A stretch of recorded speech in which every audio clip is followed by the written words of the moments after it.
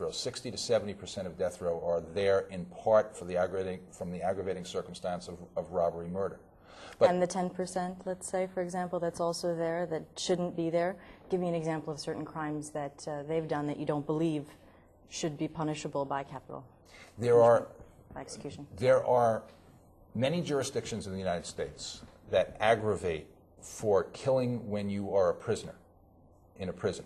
Mm-hmm. Some even go so far as to say among the special class of victims, which generally include in those jurisdictions that recognize special classes of victims, of which New York, by the way, is not one in terms of this kind of. They do recognize the special corrections officer as a victim, and they do recognize the police officer as a victim. But they do not recognize, New York does not recognize children as special victims, and they do not recognize the elderly as special victims, and they do not recognize the specially vulnerable victims. But in some jurisdictions that do recognize them, they include in that list prisoners.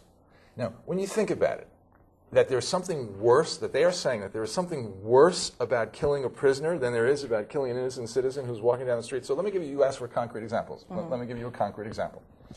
When I was in Lorton Central once, spending a few days there, it was a killing that the FBI was investigating and they never solved.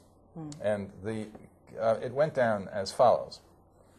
The killer, or the one who ordered the hit, actually, had worked his way into a prime job in the prison. It takes a long time to get there. And the job was to deliver trays of food to people who are on lockdown, that is, people who are undergoing administrative punishment within the prison system. And one of the guys who worked in the kitchen had a friend who was being locked down. And so he put a couple of lines of cocaine in a peanut butter sandwich and smuggled it to his friend, or tried to, in lockdown. Now, the one who was delivering the tray of food did not know that in the tray of food that he was delivering were a couple of lines of coke in the peanut butter sandwich. One of the snitches in the kitchen snitched to the authorities and said, hey, if you bust this guy delivering the tray, you will find coke in the tray. So they did, and they found coke. Now, the guy who was delivering it, unknowingly delivering it, was now subject to the loss of privileges for which he had worked for years. He would lose his job.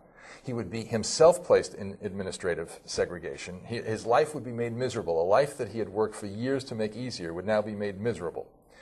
He ordered the hit on the guy who passed the tray through. Now, he is subject to the death penalty. In my view, it's not justified. It's still murder to do it, but he's not the worst of the worst. I understand why he did it. I myself, in the same situation, might have even been tempted to do it. It would be wrong. It would be murder. It's not the worst of the worst. So you asked for an aggravator apart from felony murder. The aggravator of the lifer, which is the way it is in some, or that you are a prisoner at the time that you kill, or that the victim is a prisoner. That's one. Another one, if you want more, is that you killed a witness. Now, there are times when, in my view, when killing a witness does deserve the death penalty. For example, again, in the course of a robbery. I'm committing a robbery, and all of a sudden I look up and I notice that there's somebody who's witnessing my robbery, and I say, let's see, that's the 4th window, 3rd floor. So then I go up to the 3rd floor, I figure out what apartment that is, I bust through the door, and I kill the occupant of the apartment who's an innocent citizen having witnessed it. That should make me death eligible.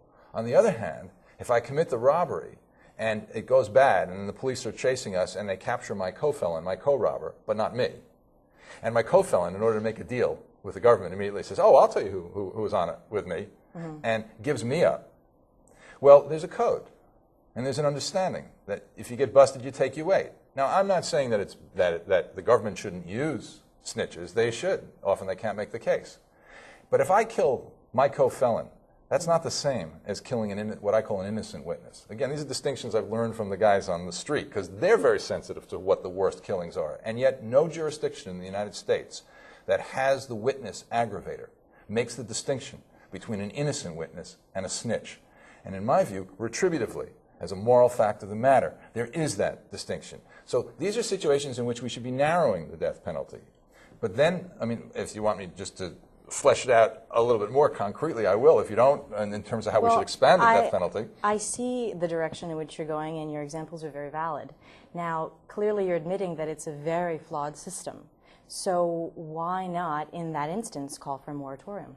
Because to call for a moratorium is to give those who most deserve to die the very thing that they least deserve, which is hope and life.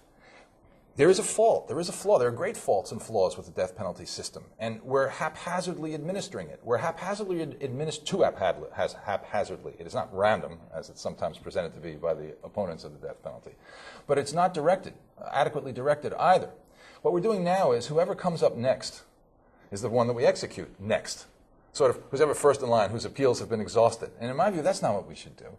We should revise and we should refine. We should seek common ground, and we should try to understand who really does deserve to die. We should recognize, unlike some of the proponents of the death penalty, the right-wing yahoos, as I call them, or the kill-them-all set, who would just indiscriminately execute everybody who commits murder. They're wrong, as in my view are the abolitionists, who are equally morally indiscriminate and would kill nobody. Instead, what we should do is we should refine the categories, morally refine the categories, so only those who deserve it. Then we should scour death row across the United States. And it shouldn't be randomly who gets executed next. It should be worst first. And so those who don't deserve to die should have their sentences commuted to life in prison. And those who do deserve to die, most clearly, should be put on the fast track and should be executed first. A moratorium is just a too blunt, morally indiscriminate instrument, just another in a long series coming both from too many proponents who would execute them all and too many abolitionists who wouldn't make the moral discriminations that are critical. All right. I wanted to ask agree. you, well, I'm just, there's such a wide range of topics to cover when discussing the death penalty. I wanted to focus our attention on something that is particularly fascinating to me, which is not Timothy McVeigh, but his execution, which occurred on closed-circuit television. It was transmitted to Oklahoma City. And the Attorney General was responsible for that. It was quite a controversial event, and I wanted to ask your position on the issue. It's an interesting question. Let's be more precise. Yes, you're correct. It was transmitted to Oklahoma City, but it was not transmitted to the citizens of Oklahoma City. It was transmitted only to the families of the victims who were still in Oklahoma City and didn't witness the execution live. Do you agree and disagree with that? Would you agree or disagree had it been broadcast to a wider group of range of individuals, if it were nationally televised, if it would have been real-time streamed on the internet, if it would have been uplinked on satellite and delivered as a message to potential countries harboring terrorists? Where is that line, and where do you say this is enough? I think that executions, I'm not going to say always, because by the time one gets to my age, one realizes that always turns into almost always. But in most situations that I can think of, the vast majority of them, I think the executions should be public.